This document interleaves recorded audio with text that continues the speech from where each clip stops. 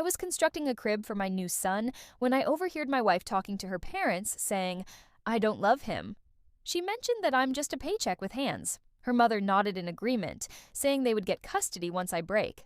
My teenage daughter whispered, "Can I spit in his food?" I continued drilling, not looking up. Later that morning, they came to my door crying and begging me to talk. This has been the worst week of my life, and I'm still trying to process it all. I apologize if this sounds scattered, but I need to vent. For context, I'm a 38-year-old man married to Megan, who is 36. We've been together for 10 years. She has a 15-year-old daughter, Skylar, from a previous relationship, whom I've raised since she was 5. We're expecting our first child together in about 3 weeks, a boy we plan to name Liam. Everything seemed perfect. We had a nice house in the suburbs, decent savings, and I thought we were happy. I guess I was naive. Last Saturday, I was in the garage assembling the crib, one of those DIY kits with hundreds of parts and confusing instructions. I'd been working on it for a couple of hours, fully focused on not messing it up. The garage door was slightly open for ventilation, and I could hear Megan, her mom Bernice, and Skylar talking inside. Initially, I didn't think much of it. It was just background noise. Then I heard my name, and naturally, I tuned in. What I heard next made my hands freeze mid-drill.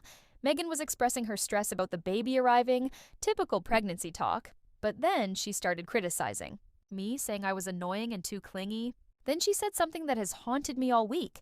She told her mom that she doesn't love me, never has, and that I'm merely a paycheck. Her mom seemed unfazed and agreed, commenting on how they'd get custody once I broke down. Then Skylar, the girl I've raised as my own, asked if she could spit in my food. I kept drilling, not looking up, feeling like my heart had been ripped out. I finished that crib on autopilot, my mind racing. When I finally came inside, they were all smiles. Megan asked if I wanted lunch, but all I could think about was what Skylar had said. I nearly felt sick, but managed to say I wasn't hungry. I went to the bathroom, locked the door, and had the quietest breakdown of my life. For the past 6 days, I've been pretending everything is fine while planning my escape. I sleep next to someone who sees me as a source of income. I make breakfast for a teenager who wants to poison my food. I rub the belly of a woman carrying my son who plans to take him away. Looking back, the signs were everywhere, but I was too blind to see them. I've been managing our finances since we got married. I earn more than Megan, but I never thought twice about supporting her or Skylar.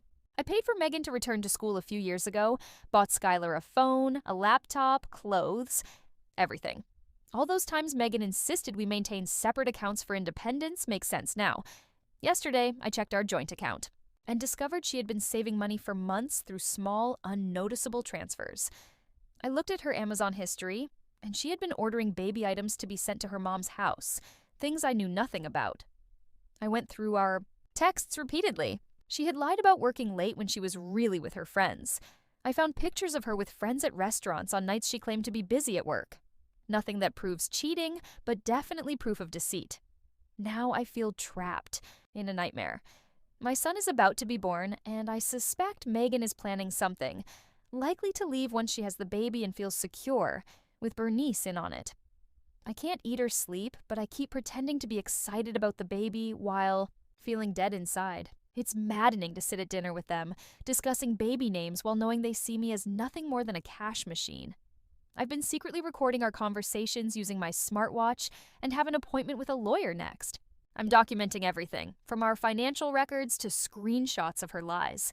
Every time Skylar asks for money or help, I have to suppress the urge to ask her if she plans to spit in my food as payment. This kid, whom I taught to ride a bike and took to her first day of middle school, now I realize it was all a facade. Just pretending to be nice to the walking wallet. This morning, Megan asked me to paint the nursery this weekend. She smiled and said her doctor told her to take it easy because her blood pressure was high. I smiled back and said, "Sure, no problem." But inside, I was screaming. I know I need to confront them, but not yet. Not until I have everything in order. Until I know I can protect my son. That's what keeps me going, knowing I'll do whatever it takes to be in his life. They may see me as just a paycheck, but I won't let them take my son. Megan's been texting me all day about baby shower preparations, acting as if everything is normal, as if she didn't shatter our lives with a single sentence. The worst part is that I have to sleep next to her tonight, pretending I don't know the truth. That the person I loved for a decade sees me as nothing but a resource. I need to hold it together until I figure out what to do. Sorry for the rambling. I feel like I'm losing my mind. If anyone has been through something similar, I'd appreciate any advice. I'm not even sure what I'm asking for.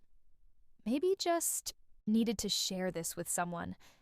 I plan to talk to the lawyer next week to figure out how to protect myself and my son, but right now, I'm just trying to get through each day without breaking down or confronting them before I'm ready.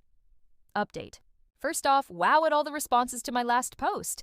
I didn't expect that reaction. Sorry for disappearing. Things have been chaotic. For those who missed it, I'm the guy who overheard his pregnant wife say I'm just a paycheck with hands, and they plan to get custody when I break. Also, my stepdaughter asked if she could spit in my food. Nice family, right? Quick update. Liam was born healthy at 6 pounds 4 ounces, despite being a few weeks early. I've been living in a weird twilight zone for the past 2 months, pretending everything is fine while systematically dismantling our life together.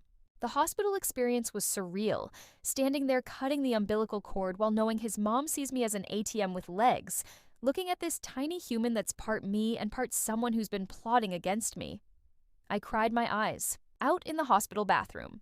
Not exactly the magical moment they portray on TV. I've been executing what I call Operation Ghost Protocol. Yes, I'm a dork even in a crisis. Here's what's happened so far. I spoke to a lawyer the day after we got home from the hospital. It cost me a few $1,000s, but it was worth it. I got clear advice on how to protect myself and establish paternity and custody rights. I started redirecting part of my paychecks to a new account at a different bank, enough to build a safety net without her noticing.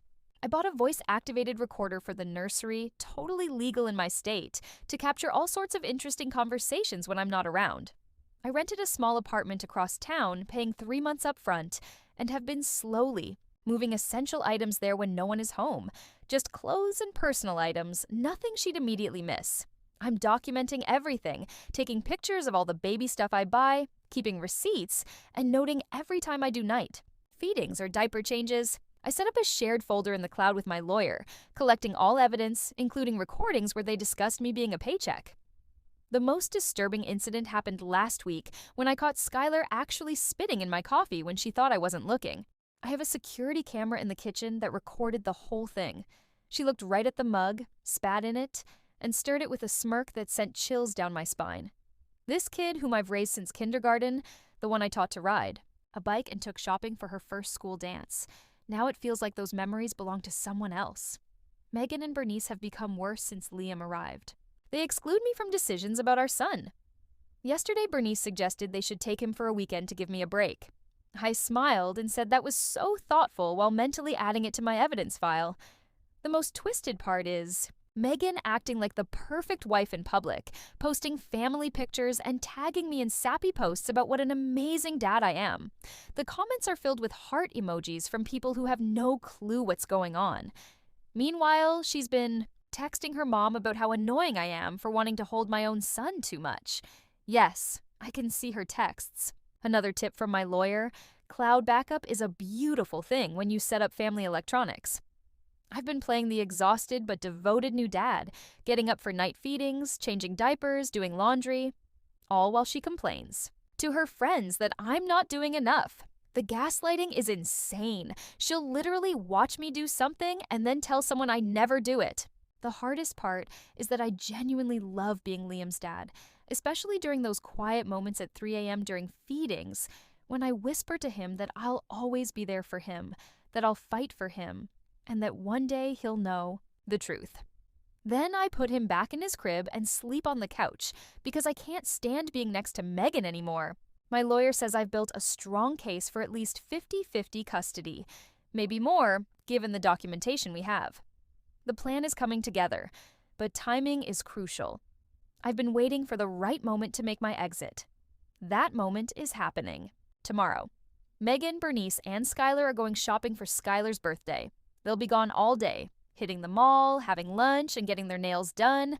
I've already packed the car with the last of my things while Megan was in the shower this morning. The minute they leave, I'm loading up Liam's portable crib, some baby supplies, and the dog. They haven't even noticed I've been taking him to doggy daycare more often to help him get used to being away from home. The hardest decision has been about Skylar.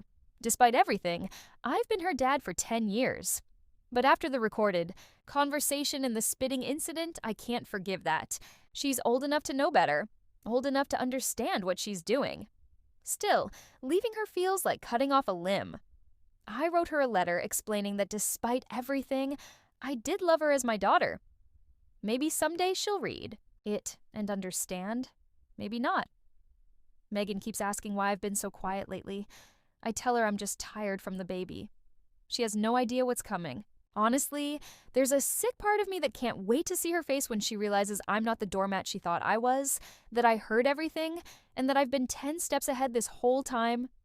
I keep checking my go bag to ensure I haven't forgotten anything important. I've got all our important documents, birth certificates, insurance cards, Liam's medical records, my stuff. It's strange how 10 years of marriage fits into 2 duffel bags and a backpack. Is it wrong that part of me is excited? Not just for revenge, but for freedom? For not having to pretend anymore? For being able to breathe without feeling suffocated? By lies? Maybe that makes me a bad person. Maybe I should have confronted them immediately. Maybe I should have tried to fix things. But you can't fix people who regard you as a resource instead of a person. You can't reason with someone who never loved you. All you can do is protect yourself and the innocent ones caught in the crossfire. The plan is simple. Once I'm settled in at the new place, I'll text Megan a single screenshot of the security footage showing Skylar spitting in my coffee. Nothing else, just that image. Then I'll turn off my phone for 24 hours while they panic. My lawyer will reach out to her the next day with custody arrangements and divorce papers. Wish me luck, Reddit. The next update will come from my new place with my son safe, starting our new life. This isn't how I thought my story would go, but sometimes the best revenge is just refusing to be a victim anymore. Final update. It's been 3 months since my last update. I wasn't planning to post again, but so many people have messaged me asking what happened that I figured I owed you all some closure. Plus, writing this out helps me process the absolute chaos my life became. First off, Liam is doing great. He's 4 months old now and starting to babble. This kid has lungs like you wouldn't believe, keeping me up all night. But honestly, I don't mind. Every time he grabs my finger with his tiny hand, I remember why all this pain was worth it. Last time I updated, I had just left as they were heading out for Skylar's birthday shopping trip. I moved into my new apartment with Liam, the dog, and whatever I could fit in my car. The place isn't much. 1 bedroom with a tiny kitchen and a bathroom where you can touch all 4 walls at once. But it's mine. No one here calls me a paycheck with hands. I sent that picture of Skylar spitting in my coffee just as I planned, then turned off my phone. When I switched it back on 24 hours later, I had 97 missed calls and about 200 texts. The screenshots of those first messages are saved in my When I Need a Laugh folder. They started with confusion. Where are you? Then anger. Answer your damn phone. Then panic. Please just tell us you're okay. Then bargaining. We can work this out. And finally begging, please come home. We need you. The best part? Not one message asked about Liam at first. They were all about where I was and when I'd be back. It took hours before Megan even mentioned our son, which really showed where her priorities lay. My lawyer contacted her with the divorce papers the next morning, including the custody arrangement I was seeking. 50-50 to start with. The stipulations also included copies of the recordings and screenshots of texts between her and Bernice, planning how to deal with me after the baby came. That's when everything hit the fan. Megan and Bernice showed up at my apartment that same afternoon. I have no idea how they found me. They probably tracked my phone or something. The look on their faces when I opened the door with Liam in my arms almost made the whole nightmare worth it. Megan was a mess, mascara running, hadn't showered, wearing the same clothes from the day before. Bernice looked like she had aged 10 years overnight. They stood there crying, begging to come in. I just stared at them for a minute, gently. Bouncing Liam, then said they could have 15 minutes, but if they raised their voices around the baby, they were out. The conversation was wild. Megan swore she didn't mean what she said that day in the kitchen, that she was just stressed about being pregnant, that Bernice pushed her to say those things, that she really did love me, and couldn't believe I would take our son from her. The whole time she said this, I just sat there thinking about all the recorded conversations I have of her, saying almost the exact same things when she thought I wasn't listening.